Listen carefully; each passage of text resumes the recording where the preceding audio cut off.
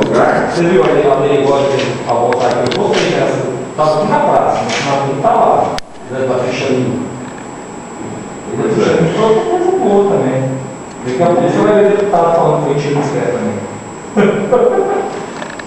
Mas a ficha limpa foi obrigada a ser uma manifestação popular. Eles foram obrigados a. E a hora que mas isso você sabe que é um reflexo de uma melhoria de educação no país. À medida que o pessoal vai se educando, vai se coisa, esses caras não têm condição mais de fazer falcatrua. Porque o povo, com a globalização, com o smartphone, com o computador, lá na China, passa na televisão de vez em quando, lá na China, quando o cara rouba, ele é fuzilado.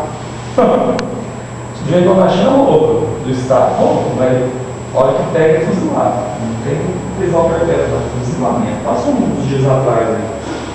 O cara deu um golpe lá na China, lá, mandaram fuzilar ele.